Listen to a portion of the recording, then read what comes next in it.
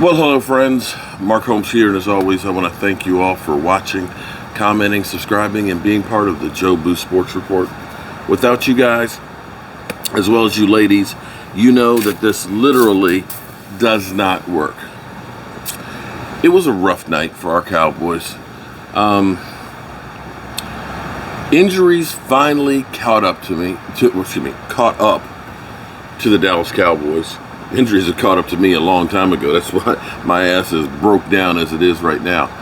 But injuries have finally caught up to the Cowboys, and we have dodged the bullet most of the season, taking more COVID hits than anybody else and literally losing key player after key player. And it was easy to just kind of say, no big deal, next man up. Well, we found out the real worth of Amari Cooper tonight, because Amari Cooper not being in there truly changed the dynamics of what you do on the offense. If there was any doubt in your mind, Amari Cooper's value, where people say, you know what, let's just let him walk and we'll just take, Michael Gallup, we'll make him the number one, or we'll take CeeDee Lamb and make him the number one. Well, I'm not so sure that that's the case. You see how much different the offense is just because of Amari Cooper. I call it the Alvin Harper situation.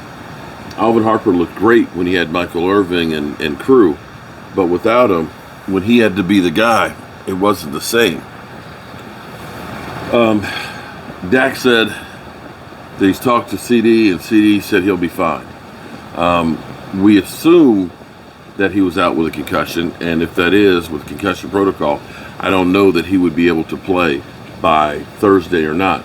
Or if it was something else, then maybe it's a little different. We'll have to wait and see on this very short week. And trust me, we don't have any time to lick our wounds. I like what Dak Prescott said. I guess they asked him if he was disappointed, and he said, I'm not disappointed, I'm pissed off. And I like that because, I don't want to ever accept losing. For me, like George Allen said, when you lose, a little piece of you inside dies. And I believe that because, tonight was one of those ones that left a bad taste in my mouth. I'm not like Philly 500 where he's screaming like a crazy man and all that stuff. You're not going to see me melt down like that. You'll see me get excited when we win and everything else, but you won't see me lose it. But one thing I've done every night after a win or a loss is I give my game balls. And on a night like tonight, it was hard to look at anything on the offense and say, yeah, they did the job, because the offense really failed. And the thing about offense is, if you were just a casual observer,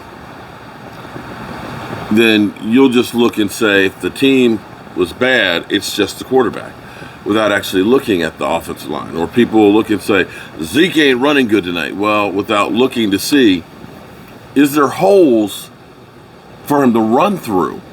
Or are the defenders in the backfield with him when he gets the ball? Because if there's not a place to run, it doesn't matter who you have back there. They're not going to be successful. As much as people look at it and say, well, Barry Sanders never had great lines. Barry Sanders had more negative plays than positive ones. Now, that doesn't mean that, he doesn't all of a sudden get a few, great runs, and he does. But more times than not, it's a short run or a negative run and things like that, because he didn't have the holes. If he had a great offensive line, oh my God, what he might have done. Because in the end, all this stuff works collectively. Dak, he missed an early one to Michael Gallup that would have been a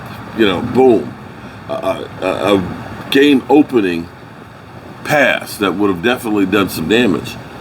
And we had players dropping passes. I think we had 5 or 6 drops that were crucial. We had penalties called against us that some of them you kind of say, okay, they're ticky-tacks. But then you had like Pat Mahomes, intentionally grounding the ball and it not being called. You had us on what would have been a touchdown pass interference that they don't call. And you could go through and point out tons of these, but you can't make those excuses. The reality is we lost. But I'm not going to take this as the be-all, end-all, because a lot of teams have lost. The reality is we didn't really lose anything as far as playoffs at the moment. Because Tampa Bay lost to Washington. Because the Rams lost to the 49ers. Because the Packers lost today to the Vikings. And now all of a sudden you look at one of the teams they talk about being the best ones with the Bills that all of a sudden look terrible. They got blown away by Carson Wentz and the Colts. And who am I forgetting? The Titans. You know, the funny thing is it seems like every time they say this team is the best team, they lose.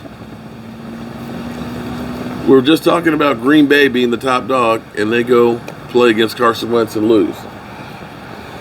People say the Titans are the top team in the AFC, and they lose. So it's a week-to-week league.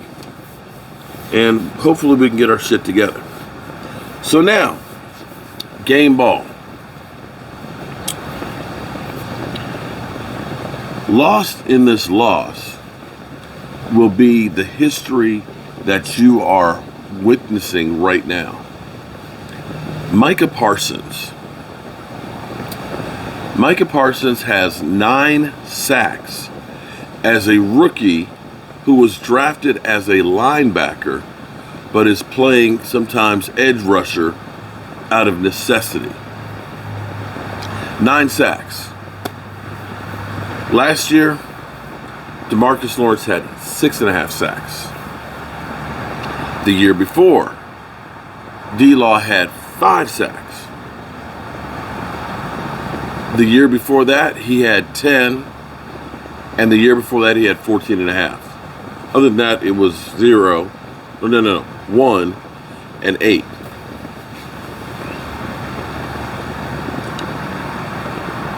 To put this in perspective,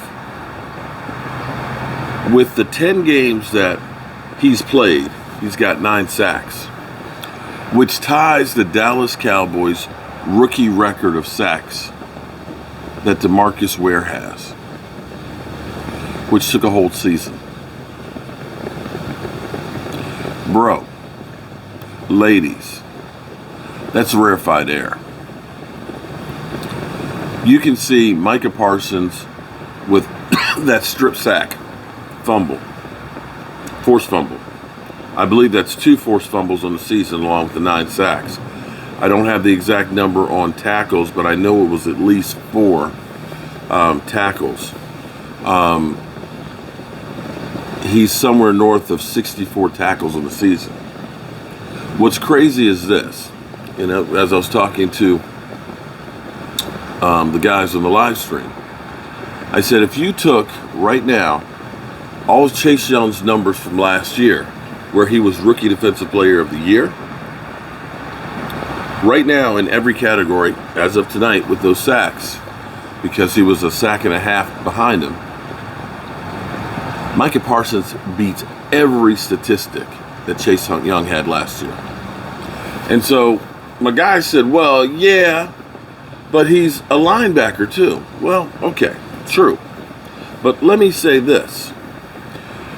If you look at the sack numbers out there, what guys have, going into the, and I have to look and see the totals from today. But right now, as a rookie, Micah Parsons, as far as sacks go, is in the top 10. He's in the top 10 of sacks in the NFL as a rookie who's only a part-time edge rusher.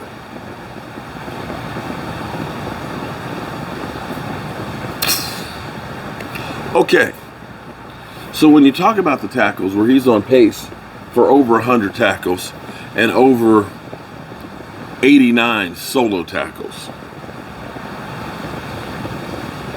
if you were to say he's just a linebacker, he would still be up there as a linebacker.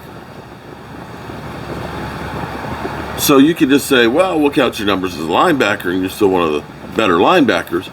Or we could say we can just count you as an edge rusher and you would be on the top 10 in edge rushing. You got both. That guy, you can see that losing bothers him, and he will throw his body with reckless abandon into the breach. It was the defense and Micah Parsons that you have to look at and say, they did their job. You can cuss out the Cowboys and everything else and say we suck, but I want you to understand that last week Pat Mahomes had 5 touchdown passes and 405 yards.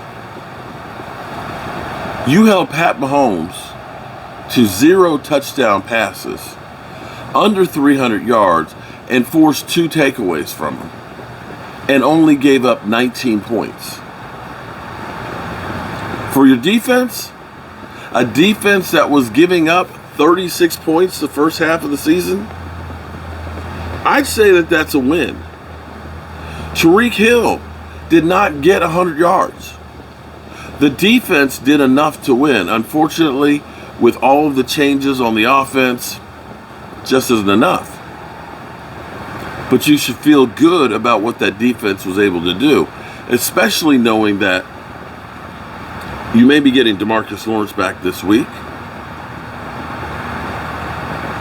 that the week after you'll be getting Randy Gregory back, that you'll be getting Neville Gallimore back, that you'll be getting Brett Irving back, that the Cowboys actually have a defense to reckon with. And that's where my game ball goes to. First, Micah Parsons, and second, to the defense. And that's as far as it's going to go tonight. I'm going to go back and look at the film on the game and really analyze it, but we had problems across the board on the offensive line. Lyle Collins at right tackle, he's not the same guy that he used to be. And Steele struggled at left tackle. I really think Steele is better as a right tackle than a left. And we've got to figure out what to do about Tyron Smith, because your best ability is your availability, and sadly, Tyron Smith is not available when we truly need him. So, that's what I got for you guys. I know the trolls are in here that Dak sucks, Cowboys suck, choke artists, they ain't going nowhere. The Eagles, they're going to run the table. The Cowboys are scared of the Eagles. Listen, y'all seem to forget that we kicked your ass, kicked your teeth in, and have pretty much owned the NFC East the whole time Dak Prescott's been here. Until you, Giants, Eagles, or Washington, can actually beat us, it ain't shit you got this for me. It ain't shit you got for me. When you get that win, come back and talk to me. Other than that, shut the fuck up. All right. No rest for the weary. I got to get all this stuff put away. It's going to rain tonight. And looks like one of my people left their charger here.